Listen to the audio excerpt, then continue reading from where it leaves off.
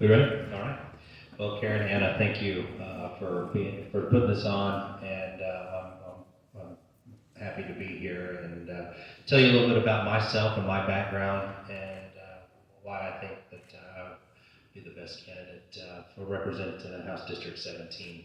First, I'm a fifth-generation Texan, born in Waco, Texas. Moved out to Austin, went to school at the University of Texas. I know there's a lot of Aggies around here, so don't hold that against me too much. I have been working for a pretty significant Aggie for the past 10 years, Governor Rick Perry. He and I still work together today. So I got on with him when he was governor. We transitioned to his presidential race. Didn't go as planned. Then we got on with Donald Trump. And from there, that took us up to DC, where I was a senior advisor to Secretary Perry at the Department of Energy, where we traveled the world promoting American energy independence and domestically America First policy. That was a lot of jobs, a lot more money in your pocket, which the current administration has taken away from the American people, which is not what we're about. We're about putting America first, putting the people first, creating jobs, and making sure we have more of what we work for. Following that, we moved back to Smithville, and I was elected to the city council in May of this past year.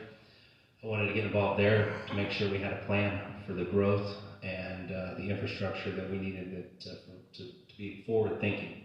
Smithville's been a sleepy little town, about a mile and a half tucked off 71, and I wanted to make sure they had a fresh set of eyes looking out and making sure that they were protected and also have that small town charm. So anyway, my time's running short, and I appreciate you guys considering me, and I look forward to earning y'all's vote. Thank you very much.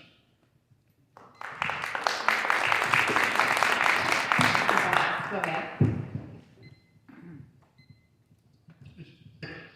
I'm Tom Glass, and I'm applying to be your champion in Austin. We need a champion because everything we hold dear is under assault from DC.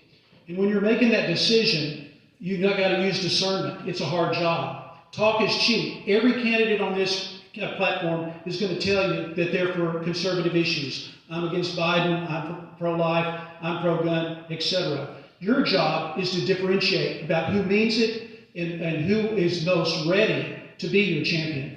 I've been essentially doing the job of state representative for the last 4 sessions since I retired from ExxonMobil. I go down there on my own dime. I just don't get to vote, and I don't get paid for doing the job. But I go there on my own dime and work on legislative priorities of the Republican Party of Texas and a few of my own. I'm the most qualified and committed to champion our values. I'm qualified because I've had a career in business at Exxon and I also work for small business in a lot of different ways. I'm qualified because I have a law degree from the University of Houston, which I've never used to earn a living, but I've used to understand the constitutions and how to craft legislation. I'm a chemical engineering degree from Texas A&M. I have a Harvard MBA. So I've got the credentials, and I've got the proven commitment to our values. I won the Texas Conservative Leader Award in 2021, in large part because of my actions at the Texas legislature. We are in 2 battles. One battle is against the globalists and the Marxists in DC who are trying to take everything we hold dear. But here in Texas, we're also in the battle between the politics as usual battle between the establishment and the grassroots. I'm solidly on the grassroots side here, and you need to use your discernment to determine which one of us is grassroots and really do what we're going to say, and which ones won't. I'm ready to be your champion. I hope you'll join me in that fight. Thank you.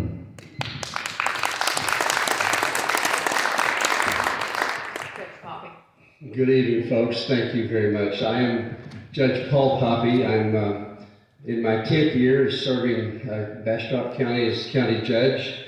I'm a rancher.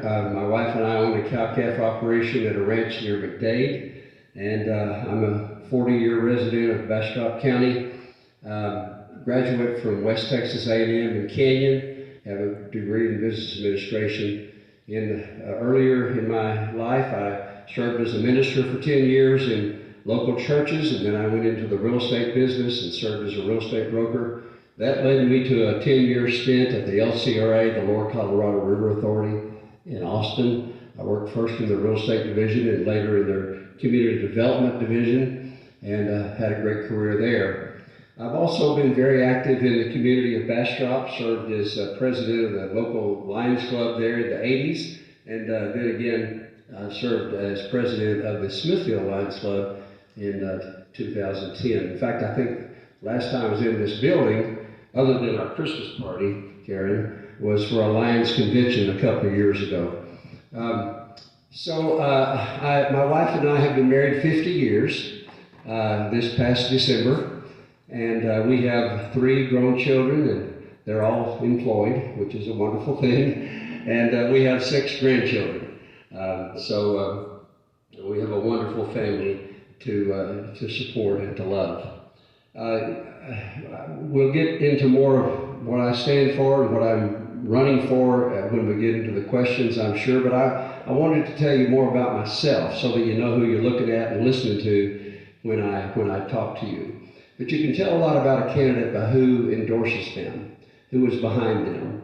And John Cyrier, the current state representative, has endorsed me 100% as the best candidate for this job. And today I just talked to Dr. Charlie Graham. All of you know Dr. Graham, a great veterinarian here in Texas. He's also endorsed me. Thank you.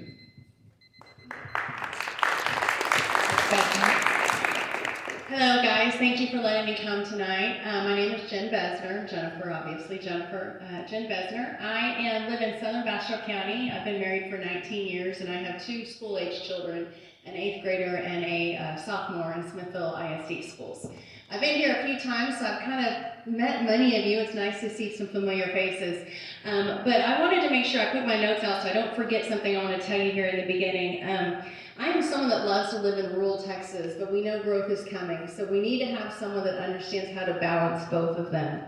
I also understand we need to secure our border. Right now, my heart is breaking with the women and children that are being sold over the border, and we need a realistic, affordable way to secure our border. And it doesn't mean taking our law enforcement off the street that we currently have and sending them down to the border. I rode with our your sheriff's department, Sheriff Hermes, and Deputy Garrett, and I cannot say his last name, it starts with a D and it's really long. I rode with him all over your county so that I could see what was happening in Burleson County. I felt like that was the best way to see what was happening here. And we need to keep law enforcement here protecting our current Texans. The other couple of things I want to make sure I remember to tell you guys is COVID. The bill for COVID is coming soon. And I am ready to give COVID back to the healthcare system and out of the government's hands. I am concerned about all the healthcare that we've been providing as the government as universal healthcare for all. If you pay attention, that is what is happening. We are requiring the government to provide us the vaccines, to provide us the shots, to provide us our medication, and that's not what we stand for as conservatives. So I want COVID out of the schools, I want the healthcare professionals to take that back over. One thing I will promise to you, when I go to the Capitol, I will remember that I'm sent there to represent you, your family. I promise that I will be trustworthy, I promise that I'll be transparent, and I will be accessible to you when I'm at the Capitol. Thank you very much.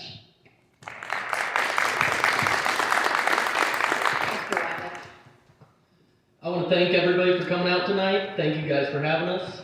I'm going to tell you a little bit about myself, then we'll get into the policies like Judge Poppy had said. I'm 25 years old. I'm a 3rd generation Marine Corps veteran, and I'm a Christian. So growing up, I was raised by a retired police officer.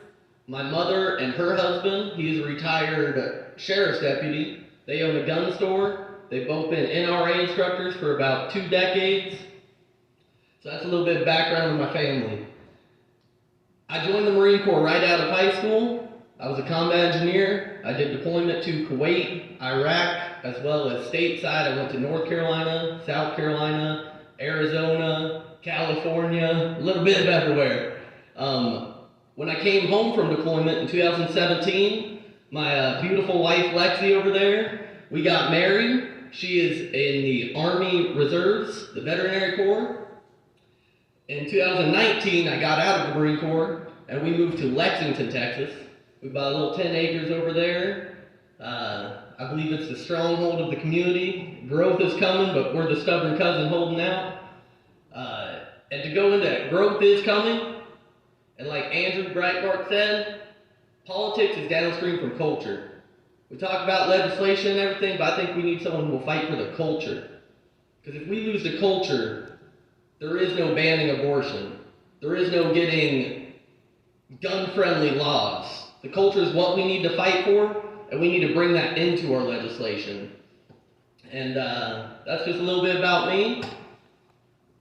Okay, well, she's trying to get me to stop talking now, so thank you again. If you have any questions, I'm going to hang out afterwards, and look forward to talking to you. Thank you.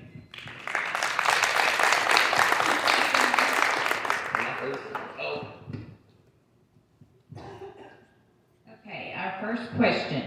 What do you see as a #1 threat to the state of Texas, and how will you work to stop it?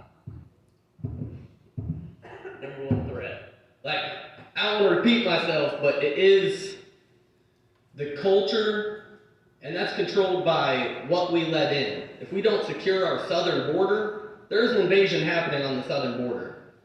My grandma was first-generation American. My great-grandparents, they came from Ireland, they went through Staten Island, and then they were raised in the Bronx. My grandma was born and raised in the Bronx before my family moved out. There is a way to bring in immigrants, but there's a right way to do it, a controlled way to do it. The people coming down on the southern border right now, they're not immigrants. Those are illegal aliens. They are invaders. We need to secure our border. We need to detain them. We need to deter them. And we need to deport them. They're not immigrants. They're illegals, and we need to treat it as such. So, yeah, I believe that is what our biggest concern right now is, securing our state so that we, the people, have a voice and not people coming here to invade it. Okay, so we're all going to answer the same question. Okay, so can review the question to me again? Take sure. Okay. What do you see as the #1 threat to the state of Texas, and how will you work to stop it? The #1 threat for the state of Texas, I mean, I think all of us are going to have multiple things that all play together, that are going to work together to threaten what we hold dear here in Texas, like Tom likes to say, as we hold dear. My major concern right now is a sense of lawlessness. If you've noticed in our culture, we have laws that we make now. One example is masking. I work to stop masking in my children's schools. But in Bastrop County, Elgin ISD is still masking. And it's now I think Lockhart is bringing back masking. And what's happening is we have an order from the governor, and people just say they're not going to follow it. We see that happening with lots of things. We see vaccine mandates are happening in Texas. People are losing their job, even with the governor's order right now. And it's a sense of lawlessness.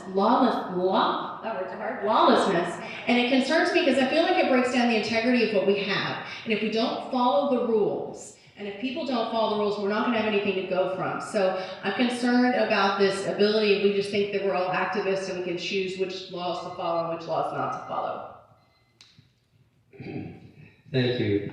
In my opinion, the #1 threat to Texas right now is our southern border. We cannot continue to have an open border that allows just anybody into our great state to wreak havoc on our citizens, to commit crimes, to terrorize our ranchers and farmers, particularly in the southern part of Texas. We have got to find a way to stop that flow. And the Biden administration has proven that they're not going to do it. And so until we can turn the tide in the federal administration, we've got to take care of business right here at home. Those of you who are farmers and ranchers know this. Good fences make good neighbors. And we need a good fence on our southern border so that we can be a good neighbor with Mexico. They can be a good neighbor with us. But to send the people that they're sending over here to disrupt our society is wrong. Thank you.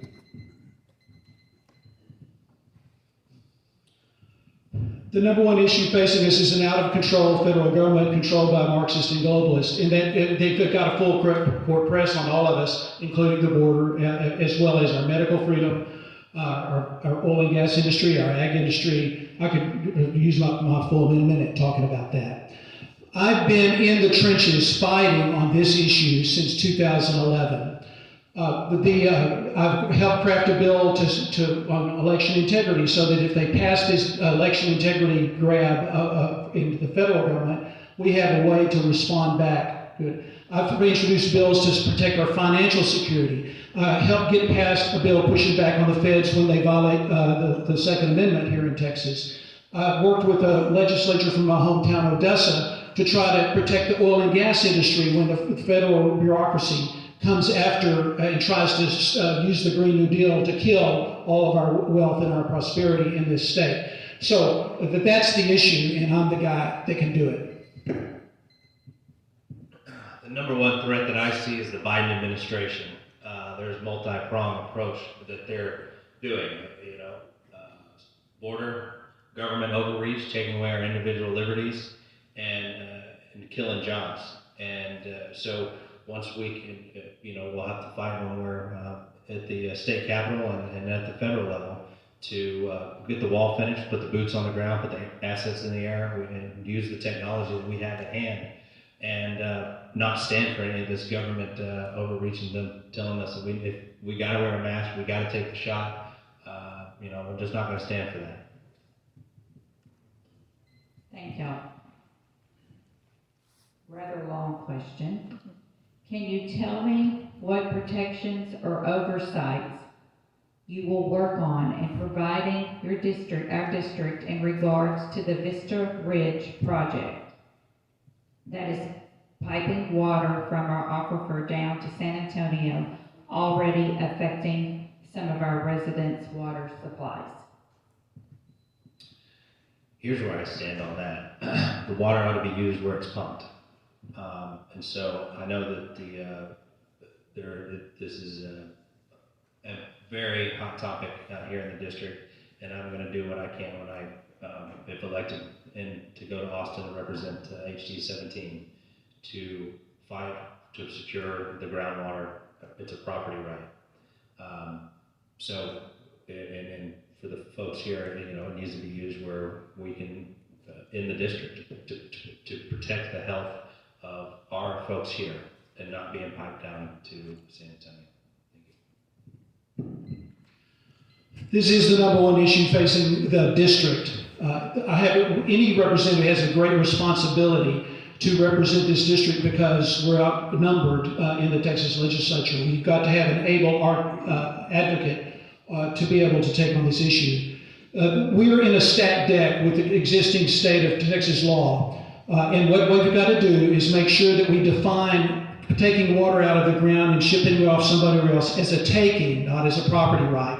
We have the property right to use it on top of the ground, but until we change the legislation about that, everything we do is just speed bumps on the way of draining our aquifers and leaving us high and dry, and all the subdivisions that are planning on that in the future. I've been doing it, working on this for a long time too. Back when John Cyrier was the Bastrop County and Lee County State Rep, I worked on a bill with him to try to protect our Water Conservation District board members. Thank you, Tom. I testified at that same hearing with Tom about that same issue to protect our board members from frivolous lawsuits which threaten to take their ranches and farms away from them if they could be sued personally for the decisions they made against these big water grabbers.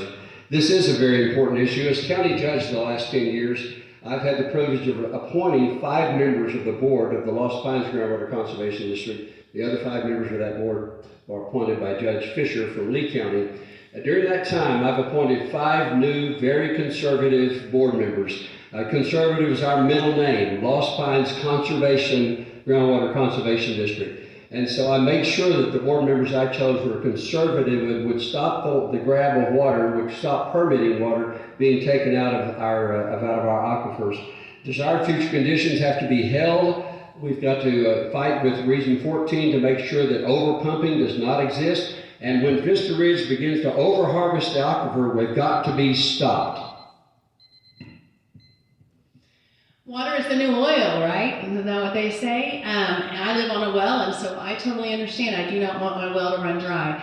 The state legislator kicked it down the curb when they gave it to the water districts. They didn't want to deal with it, so they brought it inside and brought it to the water districts. As a state legislator, we need to look at the rule of capture. That's what's been discussed here, how water is done. We also need to allow the water districts to limit where the water goes, not just limit how much is pumped. And so that's what's going to happen, but we have to do that immediately. Right now, we have wells running dry, and we have water districts cutting checks to dig deeper wells. I think that's a dangerous precedent. What is going to happen when we have too many people that need to dig their wells deeper? How much more money is going to come out of the water districts? Anyone that's running for this office understands the necessity of water with the growth that's coming. If we give all our water away, there won't be any for us. And so we need to make sure that we protect our natural resources. I believe District 17 water belongs to the people of District 17. Our wells are running dry, and that's before the growth. As growth comes, we need to look into a couple different things. We need to look into how we can balance the over-pumping and conserve some of it. Clearly, we need to pump water, but we need to find a good balance that doesn't destroy our agricultural land. We need to look at property rights. That's a big thing, from property taxes to over-pumping of water. Why don't we own our land? So I believe that it's our water. As growth comes, we need to consider that balance, and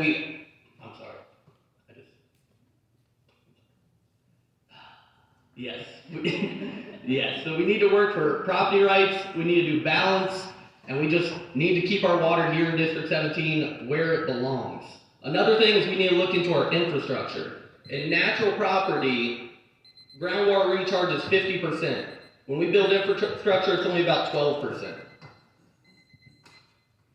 Oh, smart question. Yeah. Still doing it? I'm sorry. Where do you stand on child gender modification? Mutilation. You mean child Mutilation, abuse? sorry, mutilation, sorry. That's child abuse. I believe that every human has a right. If you want to believe you're a unicorn or you're purple, go ahead, believe you are what you are. But no child should be abused and put on these hormone treatments, should have their privates mutilated by doctors. And I think we shouldn't punish the child for that. That's the parents need to be held accountable, and any doctor that even considers doing this to our children needs to be held accountable. The fact that we're even at this point in our culture and in our country that we're talking about turning 4 or 5-year-old kids changing gender? The psychiatrists still consider changing gender a mental illness. So we need to look at getting mental health help to our children. We don't need to just play along with, it's a fairy tale is what it is. We need to educate our children. We need to get them the help that they need mentally, so going forward, they aren't pushed these disgusting ideologies. As a mother, I think that is the most evil thing that I've ever heard, to tell a child that God doesn't have a plan for them. God has a plan for all of our children, and to lie to them and tell them that what they were born at is wrong is evil. As a legislator, we have to go after the money. Think about this clinics. Think about the clinics. I want to say there's 22, 25 clinics in the state of Texas that are doing this type of surgery. It's not covered by insurance, so it is a money pit. And that is what is happening to our legislators that are not passing legislation that needs to happen. They're getting bought off by the pharmaceuticals because they are not standing up for our children. If we can't stand up for this basic principle, I again don't know where the culture will go. I agree with Trey. This is just a breakdown of family. This is a breakdown of what our mission is as parents. And it leads to so many other things. I mean, goodness gracious, what am I tomorrow? I mean, you wake up one day, you're one thing, wake up the next day, you're something else. That's not how I want people to live their lives. Well, this is a situation that's embarrassing even to be talking about in this age in which we live.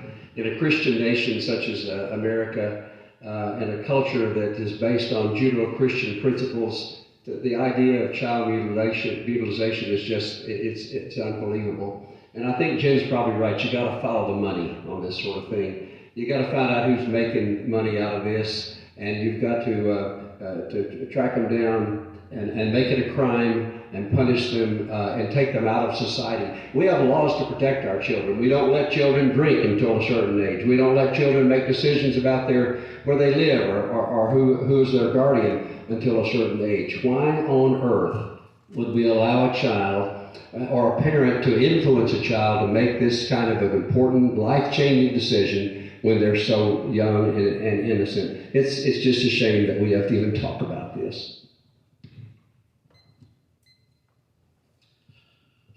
It's a lie that you can change your gender. It's just not possible. And it's evil to try to teach our children that, to have anybody in the psychology profession or the medical profession that tries to tell parents and the children that that's okay. And it's horrendous. The biggest failure of our governor and our Texas House Speaker this last session was to not stop the use of hormones and puberty blockers to get going to children. We've got to rip every part of Texas, anything that in Texas law that says it's okay, or that it's okay to tell children that it's okay to change your gender. We've got to stop it.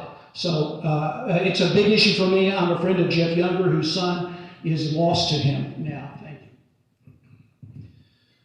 Well, I will be supporting all legislation that bans this, plain and simple. I mean, we all strongly agree that it's just something that is just, we would never even thought that we'd be having this discussion. But if getting down to Austin, I would on board and to support legislation that would ban this. Thank you. Where do you stand on abortion? I'm pro-life. Life begins in inception, and that's plain and simple. I'm pro-life.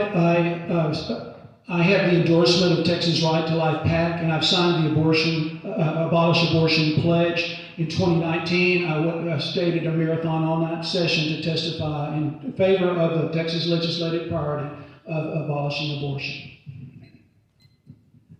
I'm pro-life and I'm opposed to all abortion. I believe life begins at inception. As a minister of the gospel, I believe what the scripture says about that. Life is precious and we need to protect all life, including life in the womb. My wife has actually been to Washington, D.C. to march against the Roe versus Wade decision 30 years ago. And I think our Supreme Court may now be positioned to make some changes to that heinous law. And I hope that they will have the courage to do that. But we here in Texas need to have our own legislation that protects the life of every unborn infant from the moment of inception until they draw that first breath. That's our responsibility as human beings and as Christians, and we need to protect the innocent young.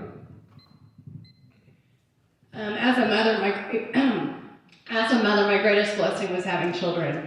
It was the best thing that's ever that I've been able to do. Life starts at conception, like Judge Poppy said, and I also think we should remember, not as we're just talking about abortion, but also the quality of life and us determining, I'm losing the term that I'm trying to think for, but as we age, we should also understand just because people are aging and they're on medical equipment, things like that, we also value that quality of life. I don't want to be God. We have a God. I don't want to determine which life is valuable, which one has more right to live than someone else. I want that to be in God's hands, and I want to do everything that I can to support that. I actually have extreme hope that abortion will be done in the next 5 to 10 years.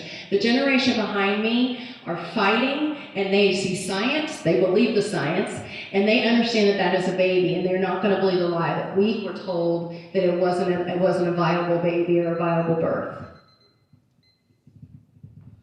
I believe every life matters, from womb to tomb. I think the Heartbeat Act was a good start, but life begins at conception, and we need to protect every single life. We are made in the likeness of our Father.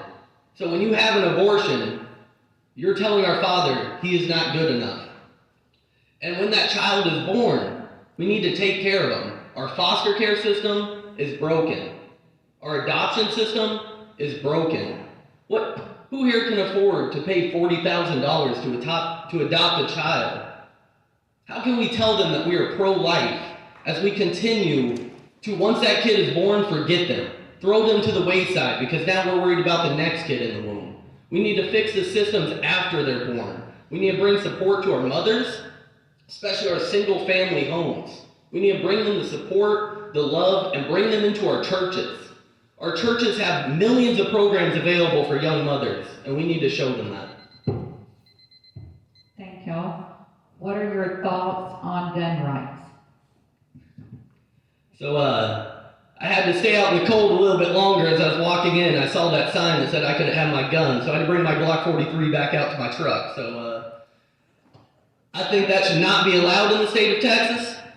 I think we should be able to carry guns anywhere we want. That is our way to defend ourselves. The only place I believe that we should not be able to have our guns is inside the actual courtroom. I think we should have them in courthouses, but the courtroom, there's a lot of there's security there, avenge kill, stuff like that. So I believe that's okay. But the fact that there is signs in public places that say we can't hold our guns in this state. I was raised by NRA instructors. My family owns a gun store. At 18 years old, Uncle Sam handed me a gun, and he said, "Go defend." I was deployed before I was 21 years old, but when I came to America, I couldn't carry a gun on my hip. And I think that is something that's hard to ask our young people to go die, but they can't carry a gun to defend themselves in America.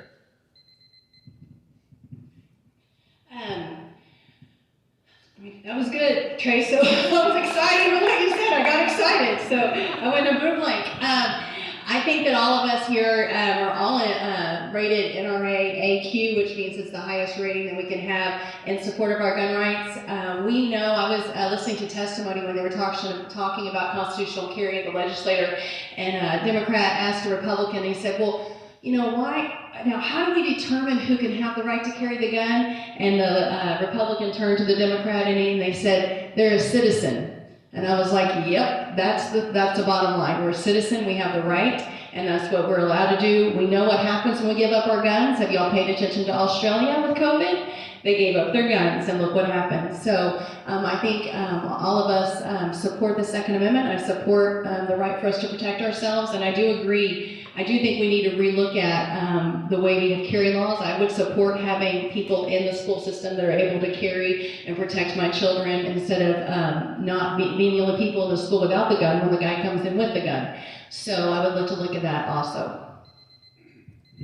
Thank you, Jen. We're all conservative Republicans up here, and you're going to find a lot of similarities in our answers. In addition to what they said, I would say that we all believe in the Second Amendment. We all defend the Second Amendment. We have the right to own and bear arms. That's a great American right. That's what really sets America apart from many other so-called democracies in the world. Because when the citizenry is armed, then the government has to mind their business, right? That's the only way that we can keep a government in check, is to know that we as citizens have the right to stand up against their overreach and against their tyranny. So, but as a judge, I have to say this: there are limits on where a person ought to be able to carry an arm, and I don't believe that courthouses are a safe place for firearms. I see Judge Rita back there is shaking her head with me. As a judge, there have to be certain limitations on that. By the way, as a judge, I've had to take the right away from incapacitated people to carry a gun. I don't want someone who's insane to have a gun and use it on you or me. The right to keep and bear arms is a natural right derived from a right to life and to protect that life. In our constitutions, both Texas and the United States Constitution are designed to protect those rights.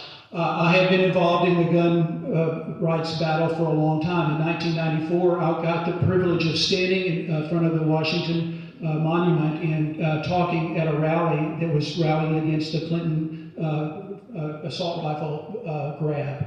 I'm a life member of the Gun Owners of America. I'm a life member of Texas State Rifle Association. And in this last legislative session, I testified in favor of the suppressor bill. I'm especially interested in stopping the feds from violating the rights of the firearms rights of Texans. And the suppressor bill was a great start at that. We need more intrastate sale and manufacture of firearms that are outside of the purview of the federal government. Let's see here. I mean, we are all pro Second Amendment, and I do believe that we ought to be able to carry in more places. Judge, I'm with you on the courtroom. I come from a gun family. My father-in-law makes some of the world's finest AR-15s, in my opinion. LaRue Tactical, he's a mom and pop business out in Leander, and my wife's in-house counsel for them. So I live and breathe guns, and it seems to be a conversation throughout the day, every day, and I'll do what I can to fight and support our right to bear arms. Thank you. What are your thoughts on securing the border? Build a wall. Let the federal government needs to talk to our current Texas government about all the piles and piles of metal that are just sitting down there that have already been paid for under the Trump administration. This is mind-boggling on how there's no communication. They don't want to work with Texas because they know how big of an issue it is. Sex trafficking, drug trafficking, murderers, crazy people. I mean, it's unbelievable what's happening. And for the Biden administration to just completely blank it out is just so unconscionable. Boots on the ground, that would require the federal resources, not taking the law enforcement, the deputies, and state troopers from the local district down there, and also using our aviation assets. We have the technology to do it. Thank you. I was honored to be asked to speak earlier in 2020 at the beginning of the invasion to a group of sheriffs that were suffering from the invasion. The message I had for them, they asked me because of my leadership at Texas Constitutional Enforcement, and they wanted to know about the relationship between the state and the county and the federal government, and how we could cope when the federal government not only was neglecting to do its duty, but actually engaging with the cartels in the trafficking of human beings with the federal tax dollars and with federal resources. And what I told them is that we should enforce Texas law. Sure, the United States Constitution says we're invaded. We can do whatever we need to as a sovereign state to stop the invasion, and we should, especially if we have the right leadership as governor.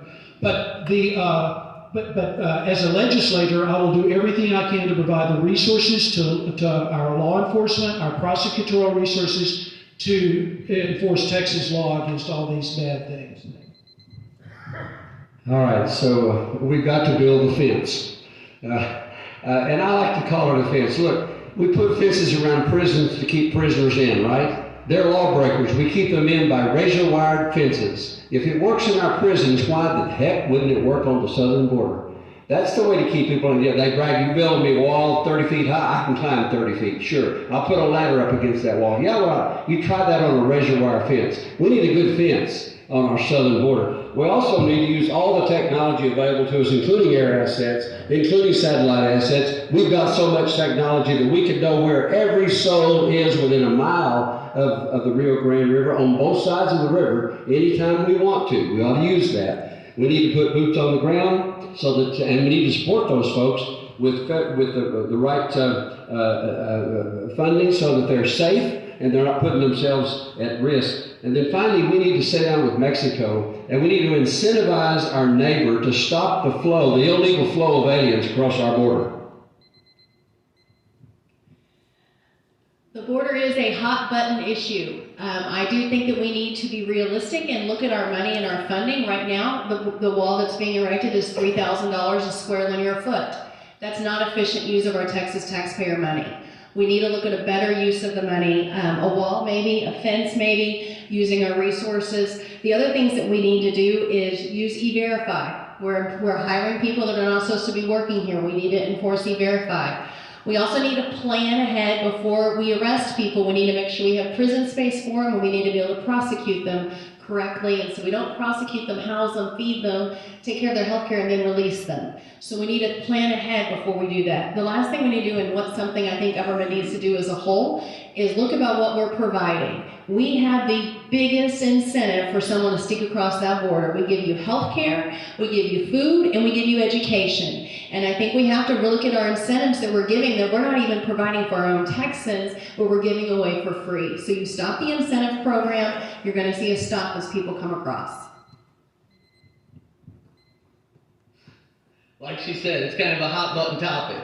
I like the razor wire idea, but I think we do need to put that on top of a 30-foot wall, not just a fence.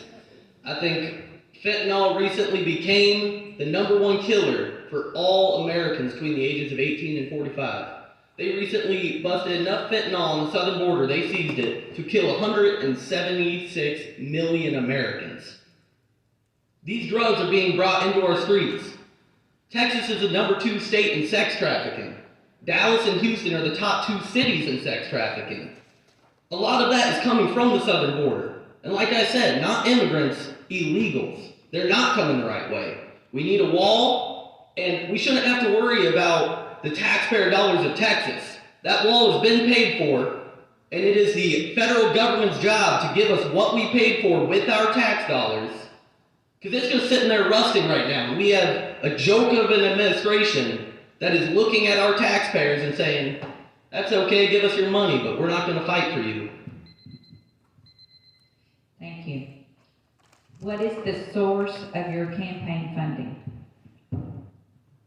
So, I believe in grassroots. I like to shake hands. I don't raise a lot of money. I have a free will breakfast coming up in Lexington next Saturday, but a lot of my money's come from my family. My grandma recently sent me a check from Florida. I have an aunt that retired to Connecticut. She recently sent me a check, and I sent her a t-shirt, so she was generous enough to send me another check. My mama sent me a check. She also donated some signs. And then my dad sent me a check, and then I have a couple buddies from the Marine Corps. But I'm not about, I can't raise all the money. I'm not one of these guys. I haven't been politicking my whole life, so I just like shaking hands, and I think if we earn trust and earn votes, it goes a lot farther than buying them and just taking money from God knows where. The source of campaign funding, I do encourage every one of you guys to go to the Texas Ethics Commission. You can see who donated to each campaign and where the money's coming from. Take the time to do it. I am a grassroots funded person. I would say majority, I can say the majority of my funds are coming from the district. $40 here, $50 there, $100 there. People that have supported me locally. I am raising funds and I'm spending it the way I live my life. I don't borrow, I don't live on debt. That's not how I'm going to run my campaign. So I spend the money that I've raised, and I'm trying to be fiscally conservative with it. So when I get to the end, I get to the end. So that is how I'm doing my campaign. What comes in, it comes back out. Thank you, Jen. As a judge, I've had to live by the Texas Ethics Commission's fundraising rules, and Judge Corbett knows the same thing. You have to be very careful about who you take money from, because you may be indebted to them, and it may affect the way you make decisions. And so in my campaign, I have raised money this way, and it's a part of my public record. John Cyrier gave me $3,500 when he gave me his endorsement for this position. A realtor in Bastrop gave me $750 because he believed I used to be a realtor when I came to Bastrop, and he's known me for a long time. I have put $100,000 of my own money in my campaign. 3 years ago, my wife and I were able to sell a business that we'd run in Bastrop there for 35 years. We had a real estate, we had an RV park that she managed while I was doing all my other work. We sold that business for a very good profit. I'm not independently wealthy, but I'm able to fund my own campaign. $100,000 of my own money is what is asking for your vote. So far in this campaign, at least through the 31st, we had more than 140 small donors donating from the grassroots of Texas. I run several statewide organizations, and a lot of the donors that gave to me know what I've done in the past and think that I can very ably represent the grassroots of Texas, the legislature, so I got those. I had one lady who gave me a bigger donation to get me kicked off. Also, she's a grassroots person, she just has a little bit more means. I've loaned the campaign $5,000, and so far this year, I'm getting more and more small donations from the district. So I'm solidly on the grassroots side, and I will tell you one quick deal. I've been asked by some big establishment donors, do you think Trump won the election and had it stolen from him? And I said yes, because of the evidence. And they said, well, we can't give you money because we don't believe that. The source of my campaign funding is I did load my campaign $5,000 to get started, and I've just worked the contacts in the district and my other contacts and networks. Like I said, Governor Perry and I have been working together for almost a decade now, and he's helped me out working those types of networks and everything. And you know, we've gotten some momentum on the fundraising side of things. We've had almost 100 donations at various different levels. So, you know, and I also, you know, I ran for Smithfield City Council in February of this past year. And so I had a little bit of a donor list already kind of set up. So that's where most of my funds are coming from. Thank you. Should Texas continue giving financial incentives to the woke corporations like the big pharma and big tech from California? I mean, no. I mean, no one likes to, I mean, the woke, you don't want we don't want California to mess up our Texas, do we? A lot of places come here that don't need to be incentivized. What's incentivizing them to come here is you get to keep more of what you work for, the culture, and the quality of life. Those are important. And they also get to have their employees get, you know, the houses are about a third cheaper here, and they get, the companies make more money, the employees make more money, and everybody's happier here. Although the weather is a little bit better in California most of the time, but you know, that's just something you have to deal with. Would you repeat the question, please? Should Texas continue giving financial incentives to woke corporations like the big pharma and big tech from California? Okay. The answer is no. Texas should not use taxpayer subsidies to bring any corporation of any size. We need a level playing field. One of the things that started under Rick Perry was the idea that we can give big subsidies to big corporations to come to Texas, and they bring their liberal people with us, and they're creating the growth that I'm hearing about that's causing our property taxes to go up, our water aquifers to be drained, and our quality of life to go down, and our law enforcement to be subsidized. I'm all for growth and I'm all for jobs. But I am not in favor of artificially stimulating it by using our taxpayer money and making us pay for the developments when they get here. The developers who build the housing for these people should pay their fair share to do it and not put it on the taxpayers of this county or this district. Nor should the people of Texas be subsidizing moving big corporations here. It's ending the Texas way of life, not helping it. Texas is open for business, and we're going to stay that way.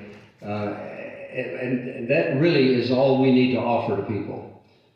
We don't have to, and I think the key word in that question is the word woke. But I wouldn't limit it to just the woke industries. We need to say to that industry, if you want to come to Texas and believe the way we believe and appreciate our values and support what we support in our with faith, family, and the freedoms that we have here as Texans, then you're welcome here. We're open for business. But don't come here and try to change us and make us like you're trying to leave from California or from up in the Rust Belt.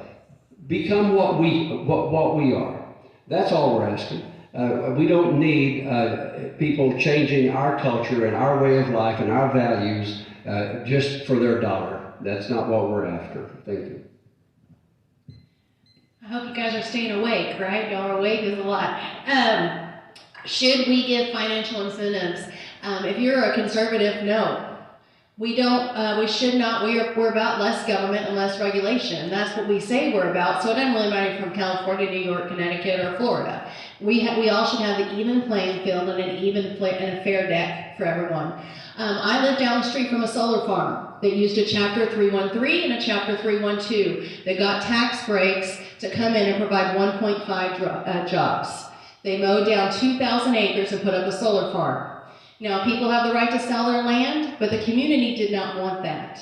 And so I don't think it's fair that the community has to take a tax cut or a tax break, and the corporation that came in from Germany got to get a tax cut. So if we're real true conservatives, we keep it an even playing fair field, and everybody else pays what they need to pay, and we all pay in together, and we don't give breaks or cuts or exemptions for certain things like that for big business. I believe in free and fair markets. My mother and my stepfather, they started a gun store on their own. They sold the family farm and started a gun store, and the government didn't come and give them $1 million worth of tax breaks to start that small business. So why are we doing that with these large corporations? What are they bringing to us? Raising our property taxes? Listen, we're the most business-friendly state in the nation. We don't need Facebook or Meta or whatever they're called this week to come here. We enjoy Samsung if they want to come here, bring some jobs, grow the economy even further. But we don't need these companies coming in here, ruining our culture, pushing these ideologies down our throats, forcing mask mandates, vaccine mandates on Southwest Airlines. They call Texas home, and then they take away the freedoms. We vote against that every single election.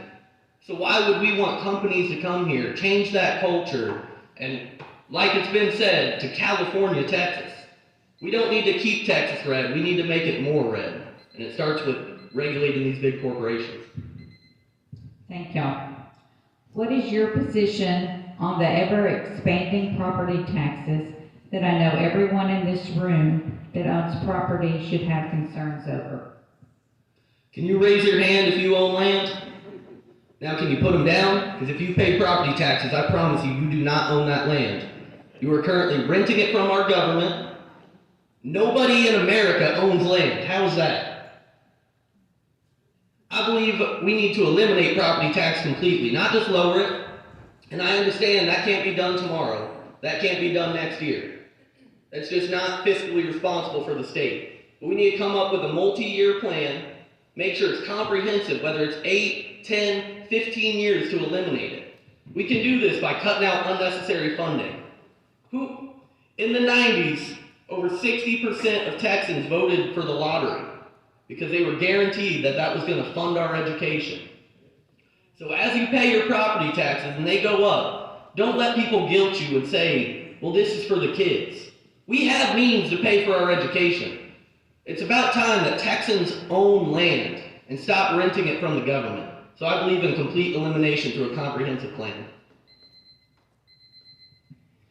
Property taxes, woohoo! This is getting fun. Now, 50% of our funding for property taxes is going to the schools. Overall, the state of Texas budget, 55% of the state of Texas budget is for schools.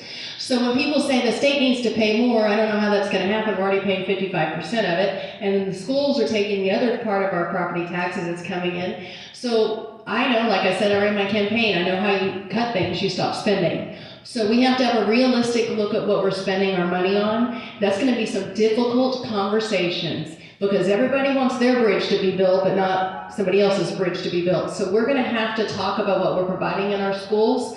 Currently, we have free breakfast and free lunch that's been given to many school kids lately because they have a grant We're providing mental health services that we should not be providing in their education at our schools. Those should be cut. The buildings that do get approved through bonds, we need to look at new ways to provide education for our children, and it's not brick and mortar buildings that we have to continue to maintain. So I think what that means is we're gonna have to see someone awesome that's willing to have these difficult conversations and think outside the box to reduce our taxes.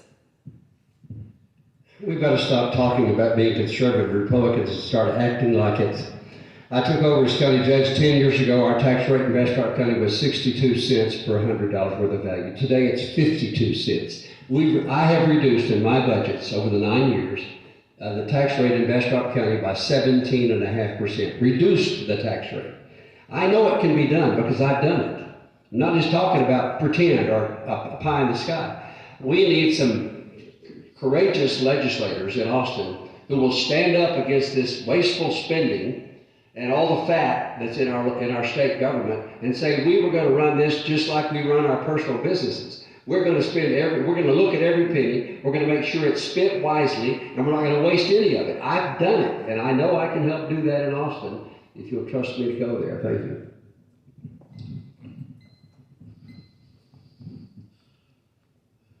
I too believe in eliminating property tax in the long term. In the meantime, the people of this district are hurting. I don't know how many people I've talked to as I've block walked who've told me, if this goes on long, I won't be able to afford living in my home anymore. I won't be able to retire in the county that I raised my children in.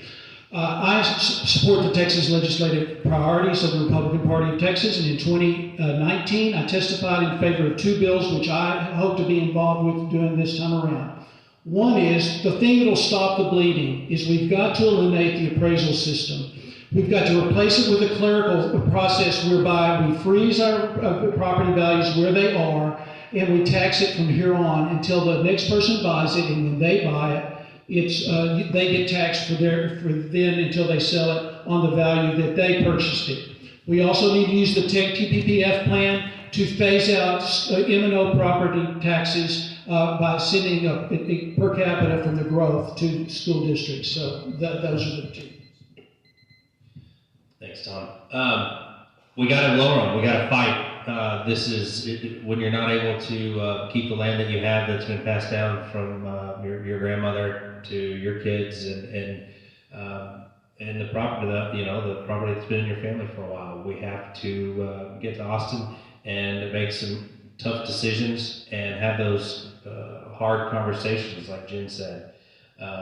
We were working on just locally in Smithville on the city. Well, I'm on the city council there, and helping out the seniors on freezing some tax rates for their property. Although at the city level it's very small, but we're just trying to do anything we could on the local level to help.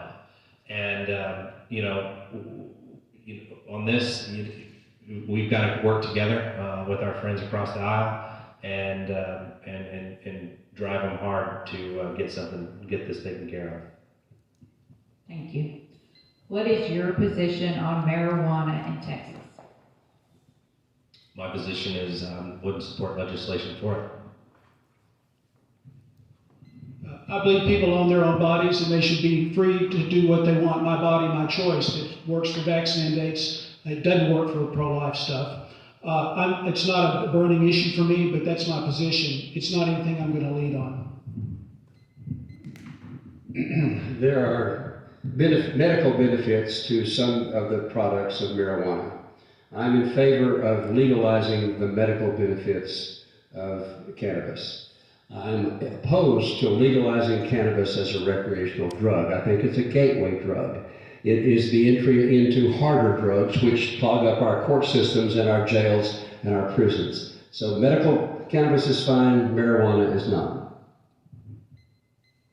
Talk about pot. Let's see. I do agree in using medical marijuana. I have older parents and they experience a lot of pain, and I cannot imagine that all the medications they have to take is any worse for them if I could encourage them to relax and eat some food sometimes and help them feel better.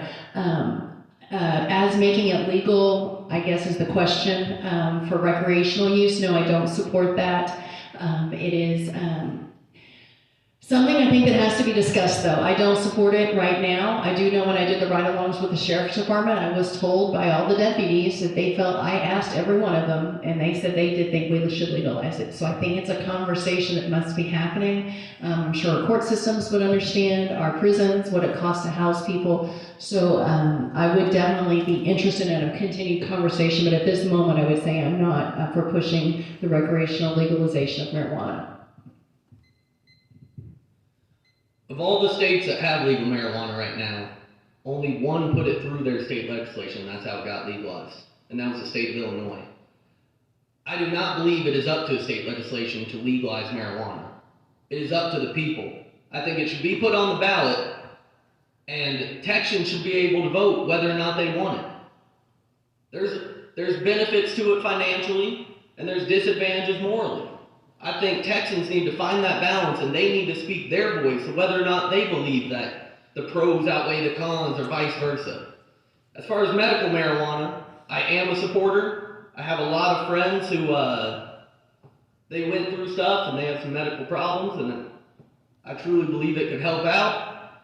And I think these are conversations we need to start having. It's coming. Like I said, it's inevitable the way our culture is going, but I think the people should have their say in it, not the state legislation.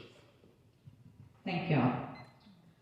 What is one thing in the last legislation session that did not pass that you would intend to pursue in the next session? I think it's the extent of what did pass. I think the Heartbeat Act was a good start. I believe constitutional carry was a good start.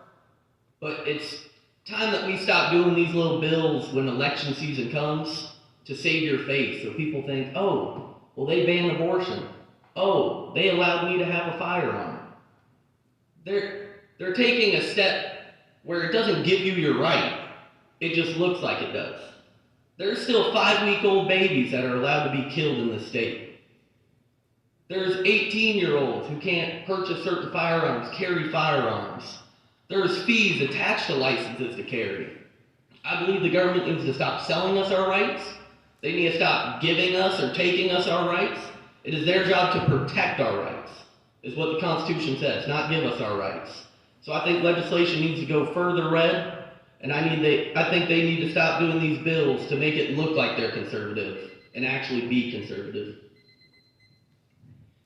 One of the reasons I ran was exactly what happened in the legislature last year. And just like you, I'm a member of the Women's Republican Group in Bastrop County. I called, I emailed, I called again, I emailed, and we got 2 of the 8 legislative priorities pushed through the GOP legislator, a legislator that we've had control for 20 years. So I decided I'm sick of asking and I'm going to run myself. So that's why I'm doing this now. I would say one of the biggest disappointments I had was when we didn't get mask mandates prohibited.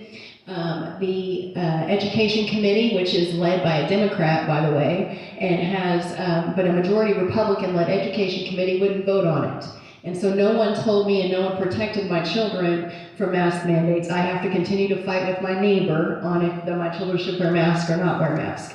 So that was disappointing to me. Also, girls and women's sports was passed on the last day of the 3rd sessional session. It should have been taken care of. It should have been taken care of in February when the session started in January. I have 2 girls. They love sports. I cannot imagine if I've got to have them go and play on a basketball court with a 6'5" male. There's no way they are ever going to be able to win or play safely on that court. Thank you, Jim. As a county judge, I have a different set of needs of the legislature, and all of us in rural, growing counties in Texas share those needs. Development is a big issue in Bastrop County. We're the 15th fastest growing county in Texas. Our population in the last decade grew over 30%. That's true in Caldwell County as well. Lee County not so much, but Burleson and Madison County also are facing development pressure. We've asked the legislature for years to give local governments more control over their local development. And the legislature for years has refused to do that. Cities can pass legislation through charters about how things can be developed, land use, zoning, and so forth. But counties don't have that right. And yet we are approving 10 times as many building permits in Bastrop County as the 3 cities combined. But yet we don't have land use right and zoning right. What's that about? We've got to have some local control. I'm the author of 2 platform planks in the Republican Party that we added in 2020. One was lockdowns never again, and the other is stopping vax mandates. I want to work very hard on getting executive overreach so that a future governor can never do to Texas what was done during this COVID tyranny. The 2 legislative priorities that did not pass that I was the most disappointed about were the gender mutilation stuff we've already discussed, and the monument protection. 98% of the people in this district voted to protect monuments in the GOP primary, and just as recently as 2020. And yet somehow we cannot get that done at the Texas legislature. We've got to change the culture of the Texas House. I hope to lead it to be less beholden to the Democrats and the special interest, and more beholden to the priorities, principles, and platform of the Republican Party of Texas. There was a House bill introduced that didn't pass. It was discussing a full-time vocational education for 11th and 12th grade. College isn't for everyone. People have their own, you don't have to go to college to be successful, especially in the state of Texas. And that helps feed into our skilled workforce that is homegrown here in the state. So I'd like to see that get pushed through and help the young folks coming out of school to get them a nice paying job right out of high school. Thank you. We appreciate each of your answers, and I'm going to give each candidate 2 minutes for closing remarks. Well, thank you all for coming out tonight and giving me the opportunity to let y'all hear what I have to say. I, once again, am from Waco, 5th generation Texan. I've been working with Governor Perry for nearly 10 years, still work closely with him at present time. Worked in the Trump administration for 3 years as a senior advisor to the secretary. And once we got out of the swamp, the bureaucracy up there is really something. But we had a great experience, and glad we got out of there. Then we went to small town Texas, Smithville, and then I got on the city council there, and trying to do good and preserve the small town charm and also having smart growth, and that's what we're doing there in Smithville. And lastly, I want to say, I hope that I can earn y'all's vote. Check out stangerdies.com, or I'll be around to answer any questions and give you my contact information, so you can get a hold of me if you need to. Thank you very much. I hope I persuaded you this evening that I can be your champion. I'm the most qualified and the most committed. I've been there and I've been doing it. I'm the guy that's most ready to hit the ground running to be your champion. If you believe that, I hope you'll go to my website or sign up at our sign up list to get on our email. I hope you'll follow us at Tom Glass for Texas on Facebook. And I hope you'll start volunteering for the campaign, because a grassroots campaign doesn't work unless we have grassroots helping us. We're getting more and more all the time, so I'm looking forward to working with you. But we've got a country to save, we've got a state to save, we've got our liberty to save, and it starts with this campaign in the most important Republican primary in the history of Texas because of the dire situation we're in. Thank you. Thank you, Tom. I would also suggest that with my experience as a county judge and my 40 years of public service in Bastrop County, everything from the Chamber of Commerce to the Lions Club to our church to the years that I've spent on the court, prepare me to be a great public servant for you at Austin. I understand local needs, I understand local concerns, and I will be able to represent and will have from day one a voice, a seat in Austin, because people respect local county judges. There are only 3 or 4 county judges in the legislature, and I can guarantee they're all listened to because they know that they are community leaders and they've earned their right to be there.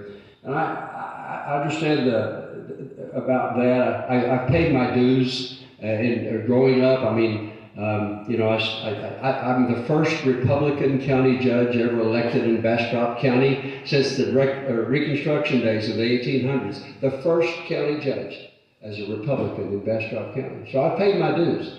I've been a part of the Republican Party since the 80s. I attended Republican meetings before it was popular to be in Republican meetings.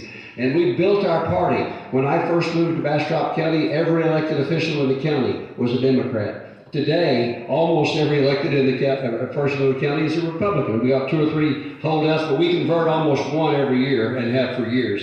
And we're still working on that. I'm just telling you, it takes a long-term investment to build the relationships and the knowledge base and the experience that you need to go to Austin and make a difference from day one. And here's what I'm going to tell you. The people who know best what it takes to be successful in Austin are those who have been there. John Cyrier has endorsed me. The previous state representative from District 17, Tim Kleinsmith, is my campaign treasurer.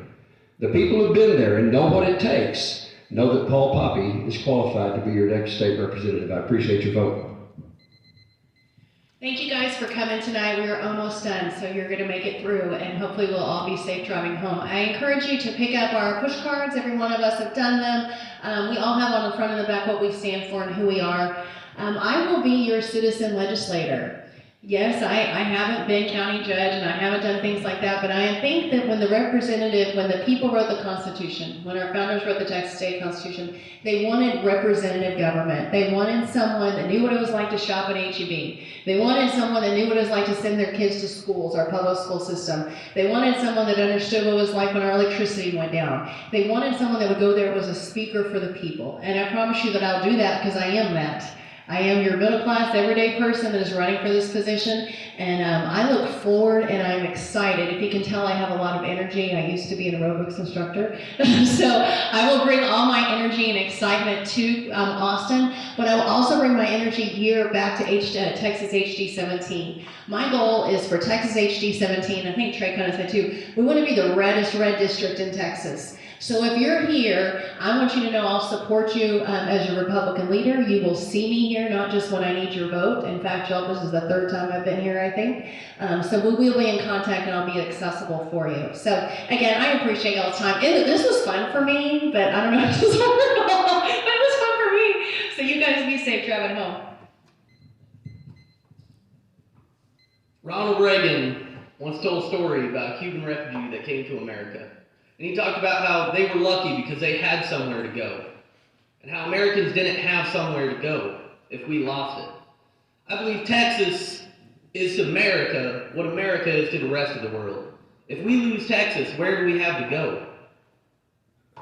So we need to elect officials who will stand for our culture, who will make sure that the state continues to be red, that it gets more red. And that starts on the grassroots level. So I encourage everyone here, whether you support me or any of these great opponents up here, go out and vote. Tell your friends to vote. Tell your families to vote. Make our voices heard. If you're not a precinct chair, call your county chair. See if they need a precinct chair in your area. That's how I got it. In Lee County, we have 5 precinct chairs out of the 15 positions. The Republican Party needs to go out, speak up for our morals, speak up for our values. Get the voter involved. You can't steal an election when every single red-blooded American votes. We saw that in 2016. We'll see it in 2024. That might be some of the liberals waking up a little bit. But if we all go out and vote, they can't steal our elections.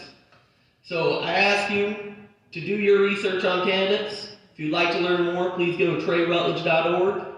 I'll be here afterwards to talk to y'all. But I'm Trey Rutledge. I'm 25. I'm a Marine Corps veteran, I'm a Christian, and I promise if you send me to Austin, I won't like being there too much, but I promise I'll bring your voice there and they'll make sure that District 17 is heard. Thank you.